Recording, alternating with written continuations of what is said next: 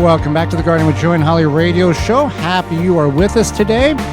Time for garden questions and answers. If you got a question, we've got an answer for you. You can send your question on over gardentalkradio@gmail.com. That's gardentalkradio@gmail.com. Or you can give us a call toll free, coast to coast at 1-800-927-7468, 1-800-927-SHOW. That's SHOW. Had a number of questions come in this week. See what we can get through to the top of the hour, Holly. Yeah. So the first one is, how long do you leave your grow lights on for? We leave ours from 8 a.m. to 8 p.m., 12 hours on, 12 hours off. There is some variations based on specific type of plants, but we're just starting onions, peppers, leeks, and some brassicas. So that's just a good recommendation. You can go 10 on and 12 and 14 off, somewhere in that range. I wouldn't leave them off any longer than 12 hours on that end. You don't have to have, we talked about this, you don't have to have a grow light. No, you don't. But if you don't have a grow light, what is your options? Either invest in a grow light, or you can put it in you can put your plants in a south-facing window, which is most ideal. Otherwise, a west-facing window is good too. We've done that. Rotate the plants around so they don't get leggy, which means like they have too long of a stalk, or they reach for the light and get very weak stemmed, and then they fall over because of their top weight. So you want to be aware of that. Ample light in order to do such, and you don't have to worry about having that issue when it comes to legginess. And there are some plants that are much more vulnerable to legginess, even with ample grow lights. Now, outside it's different because you got a big ball of heat and sun, but low energy or low output illumination lights, you have to put them very close to the plant. High output or bright illumination and spectacles of light, red, green, blue, white, you can put them a little higher because they're getting more of what they are needing and they're not stretching to get what they want. All right, next question is... I want to start some seeds indoors. Okay. My question is, what do I start indoors?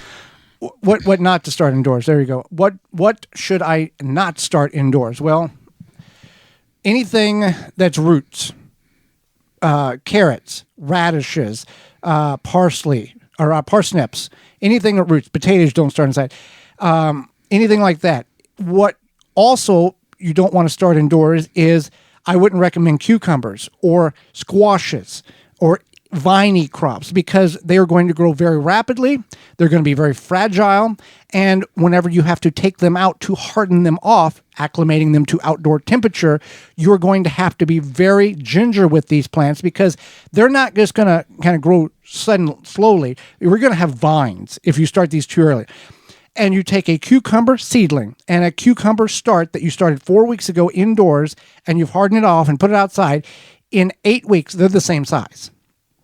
So green beans are a fast-growing plant. You don't have to start indoors. Really, the list of things to start indoors is actually probably smaller than the list of things you shouldn't start indoors. Corn, don't start indoors. Beets, don't start indoors. Swiss chard, squash. You don't have to. And we've told this story a couple of weeks ago, and we've told it before.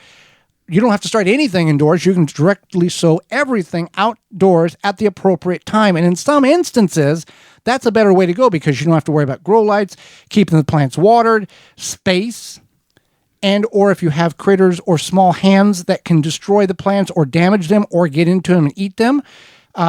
You grew up planting everything directly in the ground with no pre-starts at all. It just blows your mind. I know, but people may be tuning in for the very first time and not knowing that is an option. No, yeah, you can just put those seeds in the ground, and it's a simple method, but it does work, and it's an option. So if you don't want to start seeds, or you're not really sure, or you just don't have time, or whatever. Well, days to harvest. Let's talk about that when it comes to the seeds. Days to harvest. It's not, I planted the tomato inside on March 1st, And it's 87 days to the days of harvest. It's not 87 days from March 1st. It's 87 days from the time you physically put that plant outdoors in a container, grow bag, ground, raised bed. That's when the timer starts. It may have grown indoors for 60 days. That doesn't count. That's plant math, but that's the reality of it.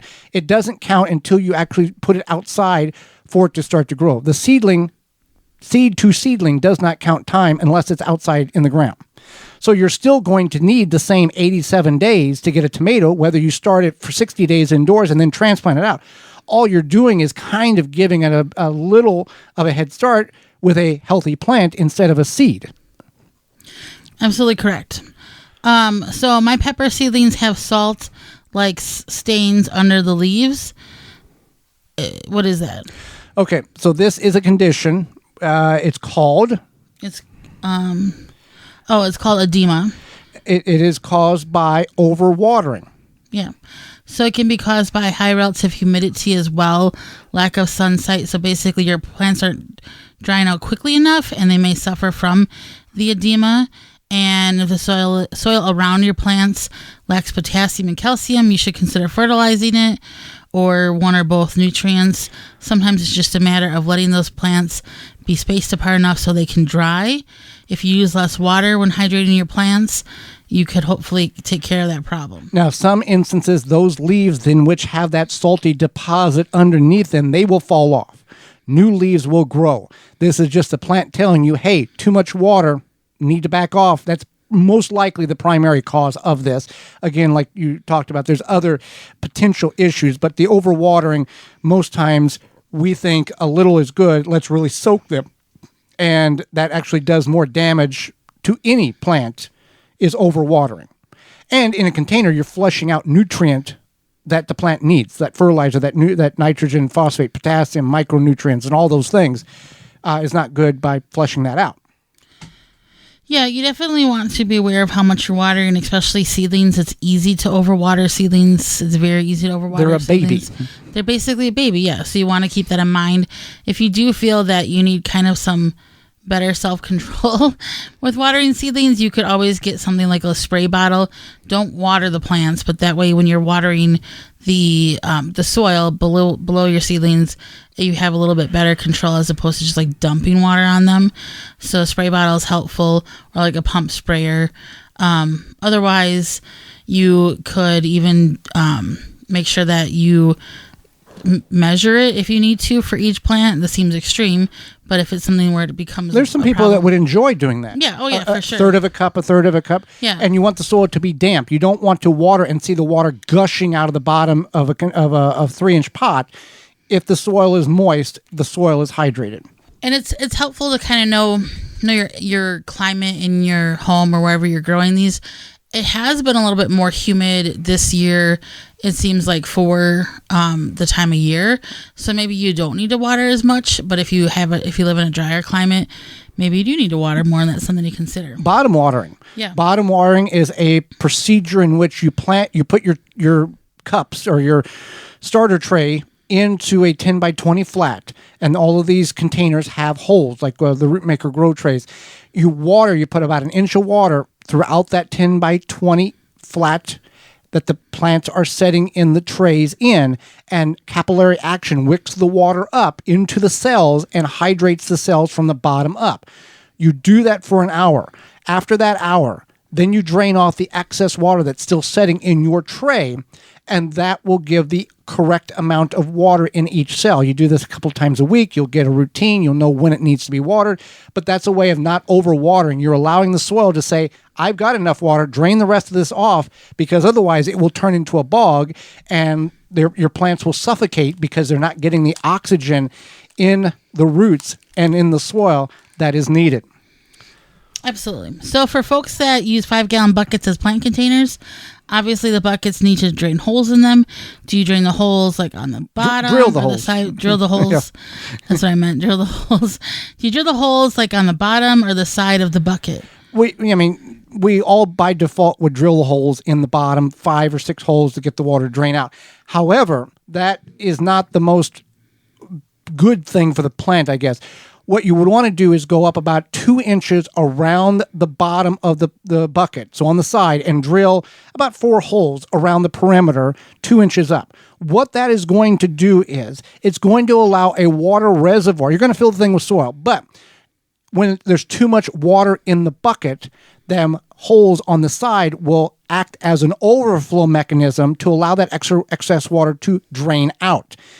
Though you still have 1 inch or 2 inches of water below those holes, that when the soil above it requires moisture, we talked about it with the seed trays, in that bucket, that capillary action, that water that's setting at the bottom of the bucket will wick back up and actually feed and hydrate the plant to the point where potentially could save the plant if you forget to water a day or two, that it's not all draining out the bottom and you have no reserve whatsoever. So with that being said, Holly, what did we learn today? I kind of knew this, but I learned even more that there's really a lot of correlation between the Bible and growing, planting, gardening, etc. And definitely something you don't think about all the time. What I learned today was that Texas, at least some growers, only grow in the spring and the fall because the summer temperatures are too extreme to grow during the summer, where most of us who are listening, that's our prime growing time. What we learned today is brought to you by Honey Bee Healthy. Whether you're a gardener, a bee hobbyist, or a professional beekeeper, Honey Bee Healthy Inc. has the products to help you maintain a healthy hive and thriving garden. For more information on how to use Honey Bee Healthy in your garden, visit honeybeehealthy.com. That's honey, the letter B, healthy.com.